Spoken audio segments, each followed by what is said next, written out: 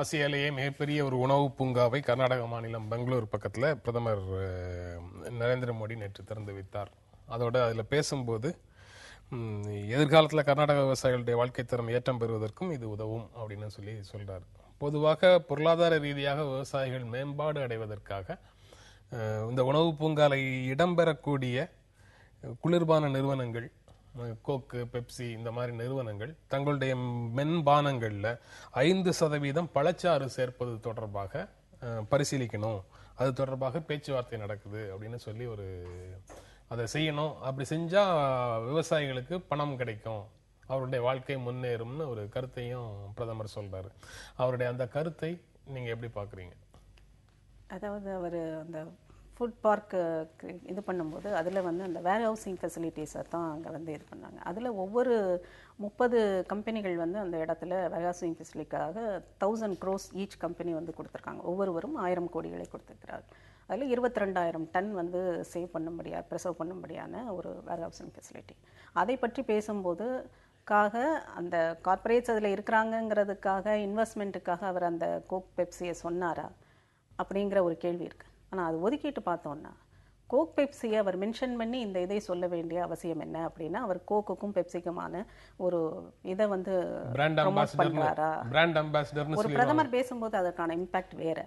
அப்போ ஏற்கனவே மக்கள் வந்து அதுக்கு அடிக்ட் ஆகிருக்கிற ஒரு நிலைமையில் அது சரியான பானம் தானாங்கிறத கேள்வியெல்லாம் அடுத்தடுத்து. ஆனால் அதை பிரதமர் பேசும்போது இந்த பிராண்டை வந்து இவர் ப்ரமோட் பண்ணுகிறார் அப்படிங்கிற ஒரு இது வரத்தான் செய்து, அது தவறான உதாரணத்தை தான் அவர் கொடுத்துருக்கிறார்.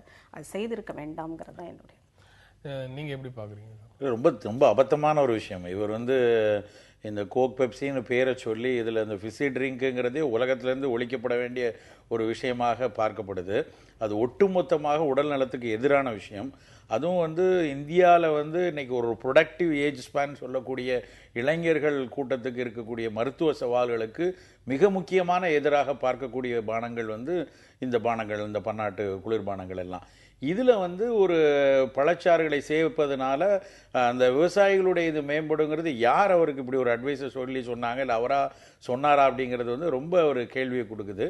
ரெண்டாவது, அவர் இதை எப்படி பார்க்குறேன்னா, நான் இன்றைக்கி அவர் வந்து கிளம்பி அமெரிக்காவுக்கு போகிறாரு. அவர் அங்கே கூட இந்த நிறுவனங்களுடைய பெருந்தலைவர்களை பார்ப்பாருன்னு கூட செய்திகள்லாம் வருது. அந்த மாதிரி வச்சு பார்க்கறதுக்கு முன்னாடி அவர் ஒரு முகாந்திரமாக இந்த பேச்சை பேசிட்டு போகிறாரா அப்படின்னு தெரியல. எப்படி பார்த்தாலும் பிரதமர் இந்த இதை குறிப்பிட்டு இப்படி சொன்னது முதல்ல ஒரு தவறு. ரெண்டாவது, இதை வந்து டெக்னிக்கல் அடிப்படையில் நீங்கள் பார்த்தாலும் பழச்சாறுகளை கொண்டு போய் பழங்களை நேரடியாக சாப்பிடுவது எத்தனையோ ஆரோக்கியமான விஷயம். அதை பழச்சாறுகளை பக்குவப்படுத்துவதிலே அதனுடைய பிரச்சனைகள் நிறையா வந்துட்டு இருக்குன்னு தொடர்ந்து எழுதுகிறாங்க. இது மாதிரி ஒரு பல்பாக்கி பல்ப்லேருந்து அது ஒரு பழச்சாறு ஆக்கும்போது பல குறைவுகளை உண்டாக்குது. கூடுதலாக நிறைய உப்புகளை போட வேண்டிய கட்டாயத்துக்குள்ள தான் அந்த பழச்சாறு விநியோகம் பூராமே இருக்குது.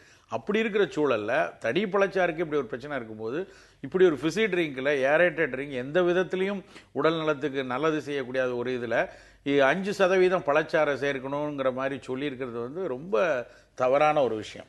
நீங்கள் மருத்துவ ரீதியாக அல்லது மக்கள் நலன் சார்ந்து பார்க்கும்போதும் அது வந்து முறையற்ற ஒரு பிராக்டிஸ் அப்படின்றத சொல்றது டாக்டர் மாதிரி நிறைய பேர் வந்து சொல்றாங்க.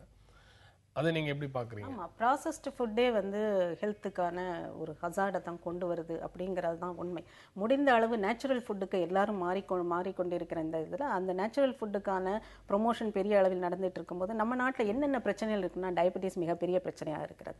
ஆக இந்த கொக்கோ கோலா, பெப்சி மாதிரியான ட்ரிங்க்ஸ் வந்து டயபெட்டிஸை பெரிய அளவில் உருவாக்குகிறது, கிரியேட்டிற்கு அது காரணமாக இருக்குது. காசினோஜன் இன்க்ரீடியன்ஸ் அதில் இருக்குது. முதல்ல அடிப்படையான ஒரு கேள்வி, கொக்கோ கோலாவின் அந்த கான்சன்ட்ரேட்னு இருக்கு இல்லையா, அந்த ஃபார்முலா இன்னும் சீக்ரெட் ஃபார்முலா அப்படின்னு சொல்றாங்க. நான் என்ன உணவை உட்கொள்கிறேங்கிறது எனக்கு தெரியணும், அதில் என்னென்ன இருக்குது அப்படிங்கிறது எனக்கு தெரியாமல் என்னுடைய ரைட்ஸை வந்து கவர்மெண்ட் இது பண்ணுது அப்படிங்கிறதே அடிப்படையில் ஒரு தவறானது.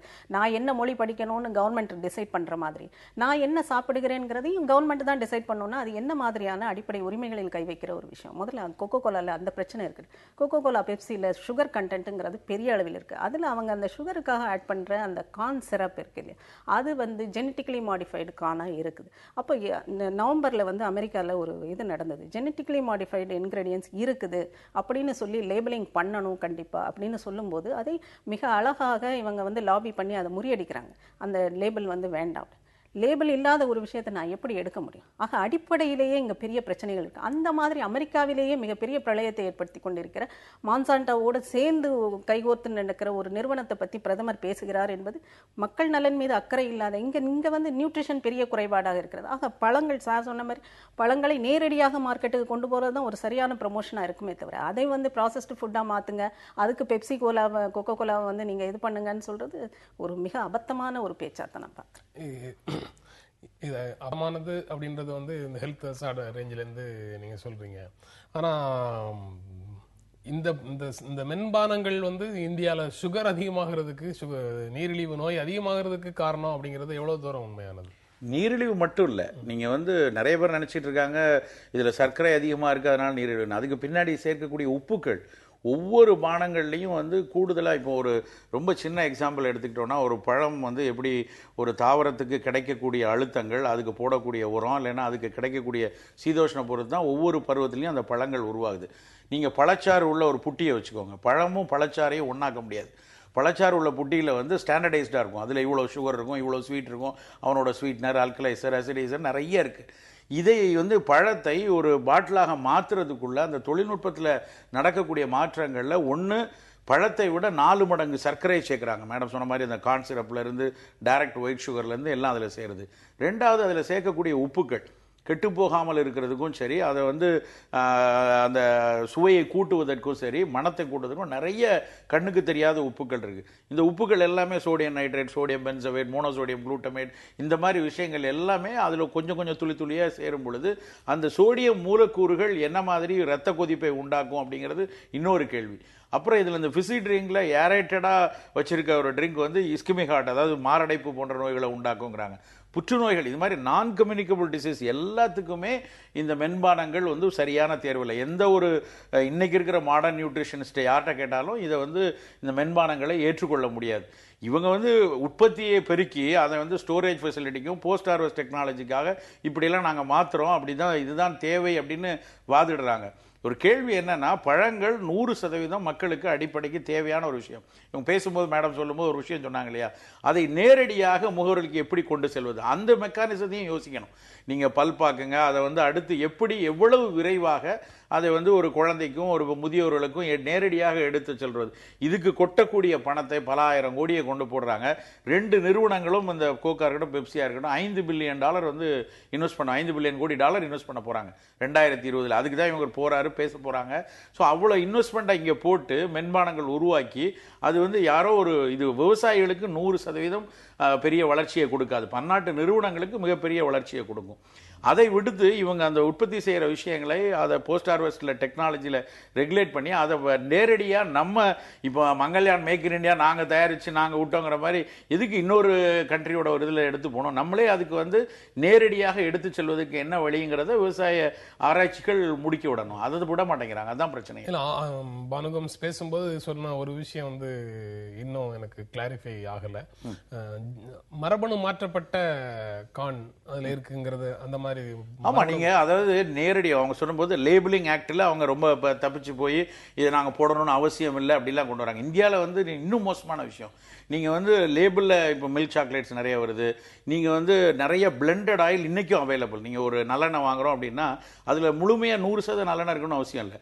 95% எள்ளிலிருந்து எடுக்கப்பட்ட எண்ணெயா இருக்கும், 5% பிளெண்டடா இருக்கும். அது எந்த ஒரு எண்ணெயா இருக்கும். அந்த பிளெண்டட் ஆயில்ல காட்டன் சீட் ஆயில் வரலாம். காட்டனில் இந்தியாவில் 97% பிடி காட்டன் தான் இன்னைக்கு. அப்போ அந்த பிடி காட்டன்லேருந்து வரக்கூடிய அந்த பருத்தி விதையிலிருந்து எடுக்கக்கூடிய எண்ணெய் நேரடியாக மரபணு மாற்றப்பட்ட எண்ணெயாக தான் இருக்கணும் அது. ஸோ இப்படி இதுலேருந்து வருது. அது மாதிரி நிறைய கால்நடைகளுக்கு தீவனமாக வெளிநாடுகளிலிருந்து கான் நிறைய வருது. ஸோ இப்படி வரக்கூடிய பொருட்கள் மரபணு மாற்றப்பட்ட பொருட்களாக இருக்கலாம். இந்த பானங்கள், அந்த கான் சிரப், இந்த மாதிரி விஷயங்கள் மரபணு மாற்றப்பட்ட ஒரு விஷயமாக இருக்கிற பட்சத்தில் நம்ம இன்னைக்கு வரைக்கும், இந்த தேதி வரைக்கும் உணவு பயிராக, உணவாக மரபணு மாற்ற பயிர்கள் அபிஷியலாக அனுமதிக்கப்படலை. இப்படி மறைமுகமாக உள்ள வருவதற்கான வாய்ப்புகள் இருக்கு. இன்னொன்று, இந்த ரொம்ப முக்கியமான ஒரு பாயிண்ட் அவங்க சொன்னாங்க சொல்லும் பொழுது, அந்த ஆக்டிவ் பேட்டன்ட் இதை வந்து நம்ம சொல்ல வேண்டியதில்லை, அந்த கான்சன்ட்ரேட்டட் இதை வந்து வெளிப்படுத்தணும் இல்லைன்னு சட்டமே, எஃப்டிஏவும் எஃப்எஸ்எஸ்ஏ எல்லாமே அப்படி சொல்லுது. அது ரொம்ப ஒரு தனி மனித இதுக்கு வந்து நேர் எதிரான ஒரு விஷயம். நான் சாப்பிடக்கூடிய உணவில் என்ன இன்கிரீடியன்ட் எவ்வளோ பர்சன்டேஜ் இருக்குன்னு எனக்கு தெரியாமல் ஒரு பொருள் வரலாம் அப்படிங்கிறத எப்படி அனுமதிக்க முடியும்னு தெரியல. அப்படி தான் இவ்வளோ நாளைக்கு வந்துக்கிட்டு இருக்கு. இதில் கூடுதலாக இவங்க நாங்கள் அதாவது தவறான ஒரு பொருளில் ஒரு நல்ல பொருளையும் சேர்த்து அந்த நல்ல பொருளினுடைய சந்தையையும் அந்த நல்ல பொருள் பற்றிய மன சிந்தனையுமே மாற்றி விடும் இந்த மாதிரியான சிந்தனைகள். இதெல்லாம் தான் வேர்களை தேடி போனா பல செய்திகள் வந்து அதிர்ச்சி ஊட்டக்கூடியதாகவும் கவலை தரக்கூடியதாகவும் இருக்கு. இதனாலதான் எல்லாரும் ரிஷி மூலம் பார்க்காதீங்கன்னு சொல்றாங்களோ என்னவோ தெரியல. ஒரு இடைவேளைக்கு அப்புறம் நம்ம தொடர்ந்து பேசலாம்.